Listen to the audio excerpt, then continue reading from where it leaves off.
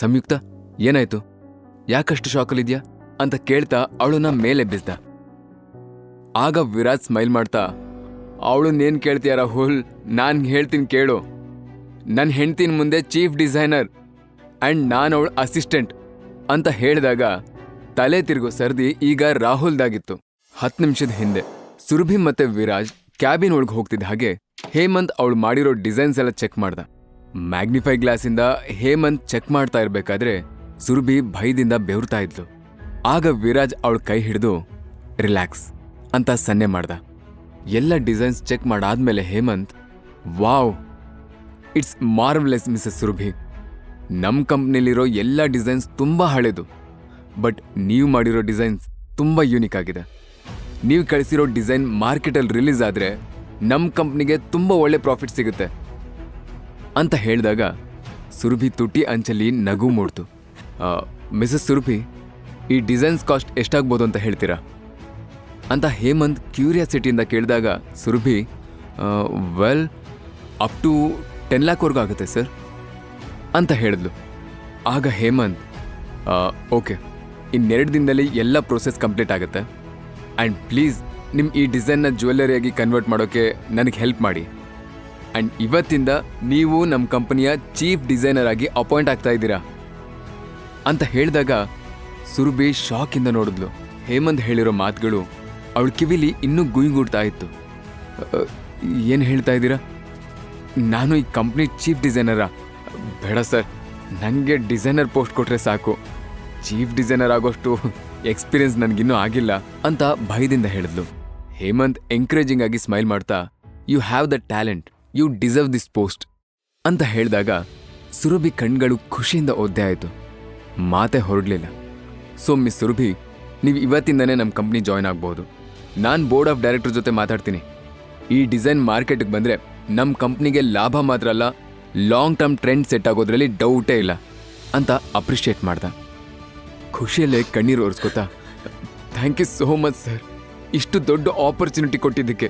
ನಾನು ಖಂಡಿತ ಈ ಪ್ರಾಜೆಕ್ಟ್ ಸಕ್ಸಸ್ ಆಗೋ ಹಾಗೆ ಮಾಡ್ತೀನಿ ಸರ್, ಐ ಪ್ರಾಮಿಸ್ ಅಂತ ಹೇಳಿ ಸುರಭಿ ಅದೇ ಎಕ್ಸೈಟ್ಮೆಂಟಲ್ಲಿ ವಿರಾಜ್ ಕಡೆ ಥ್ಯಾಂಕ್ ಯು ಅನ್ನೋಂತೆ ನೋಡಿದಾಗ ವಿರಾಜ್ ಕಂಗ್ರ್ಯಾಚುಲೇಷನ್ ಅಂತ ಪ್ರೌಡ್ ಫೀಲಿಂದ ಹೇಳ್ದ. ಗಂಡ ಹೆಂಡತಿ ಇಬ್ರನ್ನೂ ನೋಡ್ತಾ ಮೀಸೆ ಅಡಿಯಲ್ಲೇ ತುಂಟು ನಗು ನಗ್ತಾ ಇದ್ದ ಹೇಮಂತ್ ಏನನ್ನೂ ಹೊಸದಾಗಿ ಗಮನಿಸಿದ ಹಾಗೆ ಸಡನ್ನಾಗಿ, ಅದ್ಸರಿ ನಿಮ್ಮ ಹಸ್ಬೆಂಡ್ ಏನು ಕೆಲಸ ಮಾಡ್ತಾರೆ?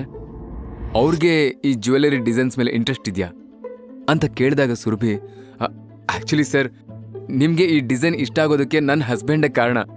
ಅವ್ರ ಆ್ಯಡ್ ತೋರಿಸಿ ಅಪ್ಲೈ ಮಾಡೋ ಅಂದಿದ್ದರಿಂದಲೇ ನಾನು ಮಾಡಿದ್ದು ಅಂತ ಇನ್ನಷ್ಟು ಉತ್ಸಾಹದಿಂದ ಹೇಳಿದ್ದು. ವಿರಾಜ್ ಇಬ್ಬರಿಂದ ಸ್ವಲ್ಪ ದೂರ ಕೂತಿದ್ದ, ಆದರೆ ಇವರಾಡೋ ಮಾತುಗಳು ಅವನಿಗೆ ಸ್ಪಷ್ಟವಾಗಿ ಕೇಳ್ತಾ ಇತ್ತು.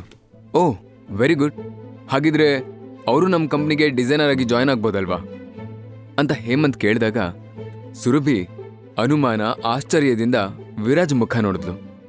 ವಿರಾಜ್ ತನ್ನ ಹೆಂಡತಿ ಜೊತೆಗಿದ್ದು ಅವಳನ್ನ ಪ್ರೊಟೆಕ್ಟ್ ಮಾಡೋಕೆ ಇದೊಂದು ಒಳ್ಳೆ ಅವಕಾಶ ಅಂತ ಯೋಚಿಸ್ದ. ನನಗೆ ಈ ಫೀಲ್ಡಲ್ಲಿ ಅಷ್ಟೊಂದು ಎಕ್ಸ್ಪೀರಿಯನ್ಸ್ ಇಲ್ಲ, ಬಟ್ ನಾನು ಚೀಫ್ ಡಿಸೈನರ್ ಕೆಳಗೆ ಅಸಿಸ್ಟೆಂಟ್ ಆಗಿ ವರ್ಕ್ ಮಾಡೋಕೆ ರೆಡಿ ಇದ್ದೀನಿ ಅಂದಾಗ ಸುರಭಿ ಮತ್ತೆ ಅನುಮಾನದಿಂದ ಹೇಮಂತ್ ಕಡೆ ನೋಡಿದ್ಲು. ಅವಳಿಗೆ ಏನು ನಡೀತಿದೆ ಅನ್ನೋದನ್ನ ನಂಬೋಕೆ ಆಗ್ತಿಲ್ಲ. ಹೇಮಂತ್ ಜೋರಾಗಿ ನಗ್ತಾ, ಅರೆ ಸುರಭಿ, ನೀವು ಈ ಕಂಪ್ನಿ ಚೀಫ್ ಡಿಸೈನರ್, ನಿಮ್ಮ ಅಂಡರ್ ಯಾರನ್ನ ಬೇಕಾದರೂ ಅಪಾಯಿಂಟ್ ಮಾಡ್ಕೊಳ್ಳೋ ರೈಟ್ಸ್ ನಿಮ್ಗಿದೆ ಅಂತ ಹೇಳಿದಾಗ ಸುರಭಿಗೆ ಇನ್ನಷ್ಟು ಖುಷಿಯಾಯಿತು. ನಂತರ 10 ನಿಮಿಷದಲ್ಲಿ ಇಬ್ರು ಎಲ್ಲ ಫಾರ್ಮಾಲಿಟೀಸ್ನು ಮುಗಿಸಿ ಕ್ಯಾಬಿನಿಂದ ಹೊರಗೆ ಬಂದ್ರು. ಕ್ಯಾಬಿನಲ್ಲಿ ನಡೆದಿರೋದ್ನೆಲ್ಲ ವಿರಾಜ್ ಚಾಚು ತಪ್ಪದೆ ರಾಹುಲ್ಗೆ ಹೇಳ್ದ. ಸುರಭಿ ಜೊತೆ ವಿರಾಜ್ ಕೂಡ ಅಪಾಯಿಂಟ್ ಆಗಿರೋದು ಕೇಳಿ ರಾಹುಲ್ಗೆ BP ಏರು ಹೋಯ್ತು. ರಾಹುಲ್ ಏನೋ ಹೇಳೋಕೆ ಬಾಯಿ ತೆಗೆದಾಗ ಕ್ಯಾಬಿನ್ ಡೋರ್ ಓಪನ್ ಆಯಿತು. ಹೇಮಂತ್ ಹೊರಗಡೆ ಬಂದು ಆಫೀಸ್ ಸ್ಟಾಫ್ ಎದುರಿಗೆ, ಹಲೋ ಎವ್ರಿವನ್, ನಮ್ಮ ಕಂಪ್ನಿಗೆ ಈಗ ತಾನೇ ಹೊಸ ಚೀಫ್ ಡಿಸೈನರ್ ಜಾಯ್ನ್ ಆಗಿದ್ದಾರೆ. Give a big hand to our new talented Miss Surabhi Rao. ಇವತ್ತಿಂದ ನೀವೆಲ್ಲರೂ ಇವ್ರಿಗೆ ಸಪೋರ್ಟ್ ಮಾಡಬೇಕು ಅಂತ ಹೇಳ್ದ. ಅವನ್ ಮಾತು ಕೇಳಿ ಆಫೀಸ್ ಸ್ಟಾಫ್ ಎಲ್ಲರೂ ಶಾಕಿಂದನೇ ಕ್ಲಾಪ್ ಮಾಡಿದ್ರು. ಡಿಸೈನರ್ ಪೋಸ್ಟ್ಗೆ ಅಂತ ಬಂದವಳು ಏಕಾಏಕಿ ಚೀಫ್ ಡಿಸೈನರ್ ಕುರ್ಚಿ ಹತ್ತಿದ್ ನೋಡಿ ಸಂಯುಕ್ತಗೆ ಮೈ ಎಲ್ಲ ಉರಿದು ಹೋಯ್ತು. ಏನ್ ಮಾತಾಡ್ತಾ ಇದ್ದೀರಾ ಸರ್ ನೀವು? ಇಷ್ಟು ವರ್ಷ ಈ ಕಂಪ್ನಿಲಿ ಕೆಲಸ ಮಾಡಿರೋ ನನಗೆ ಬೆಲೆನೇ ಇಲ್ವಾ? ಸಡನ್ ಆಗಿ ನನ್ನ ಪ್ಲೇಸ್ಗೆ ಮತ್ತೆ ಯಾರೋ ಚೀಫ್ ಡಿಸೈನರ್ ಆಗಿ ಬರ್ತಾರೆ ಅಂದ್ರೆ ನಾನು ಒಪ್ಪಲ್ಲ. ಅಷ್ಟಕ್ಕೂ ಈ ಸುರಭಿಗೆ ಡಿಸೈನರ್ ಆಗೋ ಅರ್ಹತೆನೇ ಇಲ್ಲ, ಇನ್ನು ಚೀಫ್ ಡಿಸೈನರ್ ಪೋಸ್ಟ್ ಬೇರೆ ಕೇಡು ಅಂತ ಕೆಟ್ಟದಾಗ ಬೈತಾ ಸುರಭಿನ ಸುಡೋ ಹಾಗೆ ನೋಡಿದ್ಲು.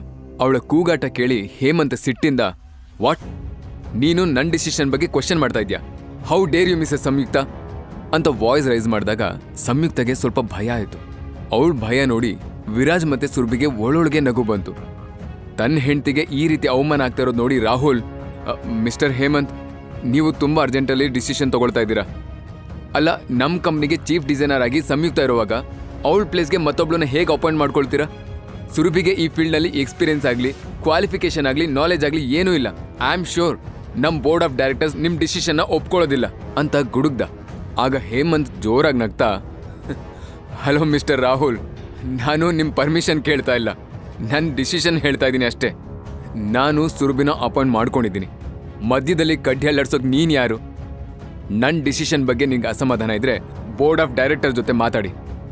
ಆಗ ಅವರು ನಿನ್ನ ಹೆಂಡತಿ ಮತ್ತು ಸುರಭಿ ಮಧ್ಯೆ ಕಾಂಪಿಟೇಷನ್ ಇಡ್ತಾರೆ. ಪ್ರತಿ ವರ್ಷ ನಡೆಯೋ ಜ್ಯುವೆಲರಿ ಎಕ್ಸಿಬಿಷನ್ನಲ್ಲಿ ಈ ಡಿಸೈನ್ ಪ್ರೆಸೆಂಟ್ ಆಗಲಿ. ಆಗ ನಿನಗೆ ಇದ್ರ ವ್ಯಾಲ್ಯೂ ಗೊತ್ತಾಗುತ್ತೆ.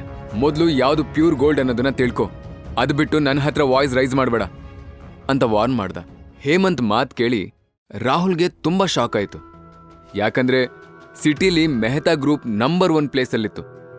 ಮೆಹ್ತಾ ಮೆಂಬರ್ಸ್ ಎದುರಿಗೆ ಮಾತಾಡೋ ಧೈರ್ಯ ಯಾರಿಗೂ ಇರಲಿಲ್ಲ. ಅಂಥದ್ರಲ್ಲಿ ಹೇಮಂತ್ ರಾಜಾರೋಷವಾಗಿ ವಾರ್ನ್ ಮಾಡ್ತಾ ಇರೋದು ನೋಡಿ ರಾಹುಲ್ಗೆ ಮಾತ್ರ ಅಲ್ಲ, ಅಲ್ಲಿರೋ ಸ್ಟಾಫ್ಗೂ ಕೂಡ ಶಾಕ್ ಆಯಿತು. ಕೇವಲ ಪಾಕೆಟ್ FM ನಲ್ಲಿ ಈಗಲೇ ಡೌನ್ಲೋಡ್ ಮಾಡಿ ಹಾಗೂ ಕೇಳಿ ವಿರಾಜ್ನ ಅದ್ಭುತ ಕತೆ ವೀರಮಾಣಿಕ್ಯ. ಲಿಂಕ್ ಡಿಸ್ಕ್ರಿಪ್ಷನ್ ನಲ್ಲಿ ಇದೆ.